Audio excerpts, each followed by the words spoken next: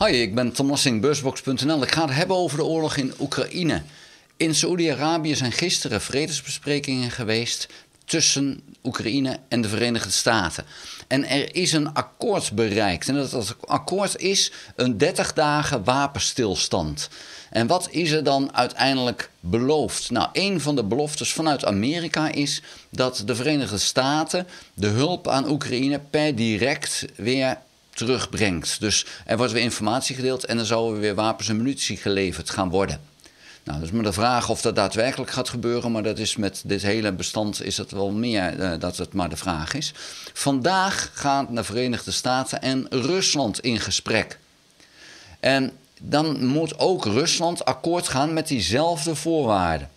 Die kans acht ik niet zo groot. Aan de andere kant, ook Rusland heeft nu ernstig behoefte aan 30 dagen rust, wapenstilstand. Hoe die wapenstilstand er precies uit gaat zien, of die voor alles geldt, of alleen voor de zee, of alleen voor de lucht, dat weet ik niet. Maar er is in ieder geval een akkoord. En nou moeten die Russen ook akkoord gaan. Ja, en dan zou dat dan een 30 dagen rust geven. Ik denk zelf dat het niets meer is dan een 30 dagen uitstel van een verdere moordpartij. Want een Poetin heeft zich nog nooit aan een verdrag gehouden. Dus die gaat dat nu ook niet doen. Dus de vraag is, wanneer begint dan eigenlijk de gevechten opnieuw?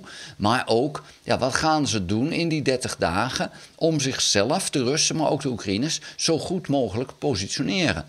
Nou, een van de dingen die nu van belang is dat de Oekraïners Koersk aan het verlaten zijn. Die inval is nu ongeveer wel over. Nou, wat is daar het geval? 65.000 Russen en Noord-Koreanen strijden daar tegen 10.000 Oekraïners.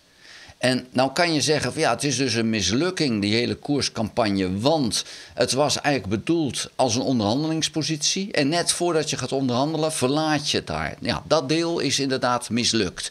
En ze hadden die Koersk-regio willen ruilen tegen een forse regio in Oekraïne. Nou, dat is mislukt.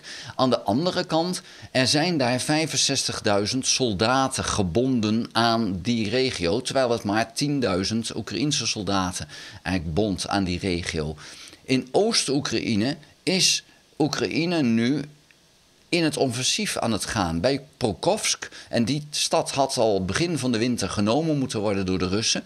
Daar zijn de Oekraïners nu terrein aan het winnen. Het gaat maar om enkele vierkante kilometers die her en der gewonnen worden. Maar de Oekraïners zijn daar in het offensief en niet de Russen. Dus Pokrovsk is gewoon pertinent niet gehaald. Toretsk ook. Ook die stad lijkt nu teruggewonnen te worden door de Oekraïners.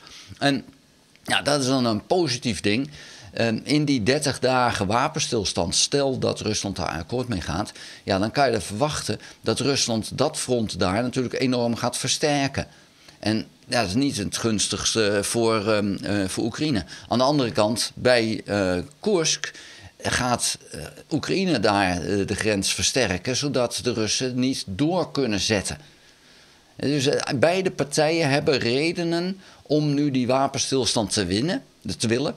Maar het probleem is dat daarna ze alle twee die oorlog voort willen zetten. Want alle twee willen ze heel Oekraïne hebben. En dat feit blijft. En ja, dan kan je erop aangaan dat of na 30 dagen, misschien zelfs al eerder, dat het hele wapenstilstand gebeuren, dat komt te vervallen. Ja, of in de toekomst. En dat kan na 30 dagen, dat kan ook na 5 jaar zijn. Maar die strijd gaat gewoon door, want beide partijen willen. En ja, ik zie dus nog niet in dat dit een blijvende vrede gaat worden. En zelfs niet het begin van een blijvende vrede is. Ik denk juist dat dit het begin van een escalatie is. Waarbij ze eigenlijk zichzelf beter positioneren om er nog keihard op in te gaan. En het nog beter te doen. En alle twee willen ze het nog beter doen. Ja, ik zie er niet zoveel heil in op dit moment. Maar Trump wil heel graag een succesje. Een 30 dagen wapenstilstand is een succes. Dan hoopt hij al dat dat voldoende is om een Nobelprijs te krijgen. Want daar gaat het hem uiteindelijk om. Maar ik vrees dat dat niet het geval is. Het feit dat hij het zo graag wilde dat hij Oekraïne een enorm oor aan heeft genaaid. Ja, dat is triest, diep triest. Dat heeft heel veel mensen het leven gekost in Oekraïne. En ja, dat is dus ook voor mij een reden om te zeggen, ja, een Nobelprijs voor de Vrede, never, nooit. Je hebt alleen maar meer leed veroorzaakt om maar een korte wapenstilstand voor elkaar te krijgen. Voor jezelf. Om maar het heertje te zijn. Maar voor de rest heeft het weinig zin gehad, dit. En denk ik dat het heeft. Want ik zie die blijvende vrede niet gebeuren. Nou, dat is een heel aardige discussie die ik las van een vriendin van me. Die is tegen de oorlog. En dan denk ik van oké, ik ook. Wie niet? Ja, behalve Poetin. Die is voor de oorlog, maar alle anderen zijn tegen de oorlog. Maar zij is tegen de oorlog. Ze wil geen enkele hulp geven aan Oekraïne. Ze wil ook niet dat het leger versterkt wordt en dat soort zaken. Ze is volledig pacifist en dat is haar goed recht. Maar het is natuurlijk wel naïef. Want die Russen zijn in de aanval en de vraag is, als iedereen zo zou denken, we doen niks, dan stoppen die Russen heus niet. Zo van, oh ja, nee, maar dat is sneu dat jullie pacifisten zijn, dan gaan we jullie niet aanvallen. Want ja, nee, dat zal zo'n worst zijn. Dus nu is Oekraïne het haasje. Als het Rusland lukt om Oekraïne te veroveren, is daarna Moldavië het haasje. Dat is vrijwel zeker. Dan zullen ook een Hongarije en Slowakije zullen heel graag zich aansluiten bij Rusland.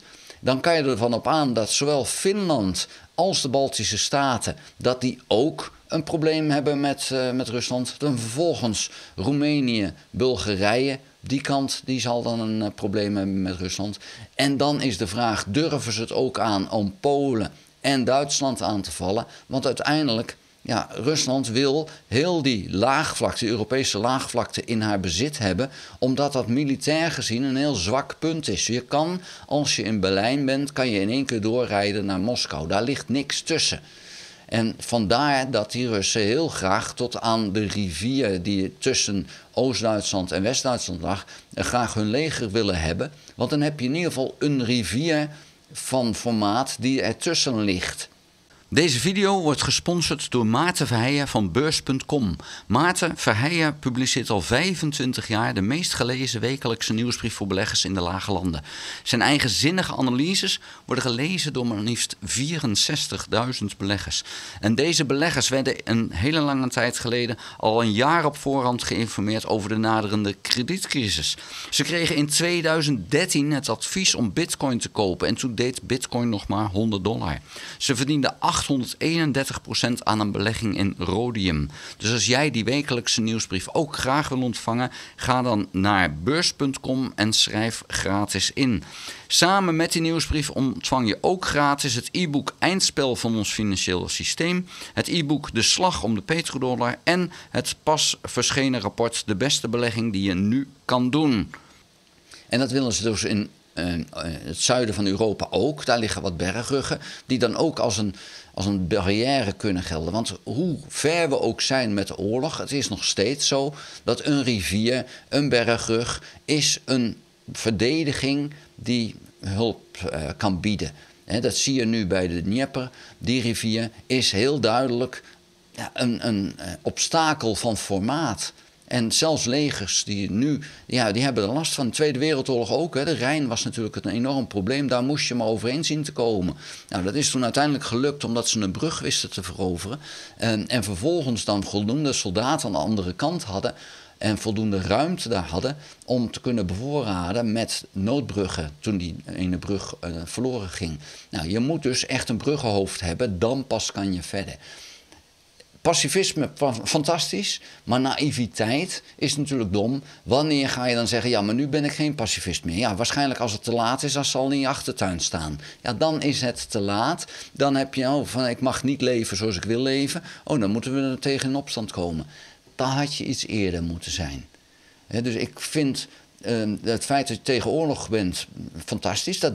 Wat ik al zei, dat ben ik ook. Maar je moet niet naïef zijn. En dat vind ik dan wel dat ze dat is. Maar goed, dat is haar eigen recht natuurlijk om dat te zijn. Vond je deze video interessant? Geef een duim. Heb je nog geen abonnement op dit kanaal? Abonneer je dan. Dat kan je doen door in je YouTube-account in te loggen. En dan te abonneren. Druk dan ook op het belletje. Dan krijg je een notificatie als ik een volgende video gemaakt heb. Ga ook naar www.beursbox.nl en schrijf daarin op de gratis nieuwsbrief. Dank voor het kijken. Tot de volgende keer. Houdoe.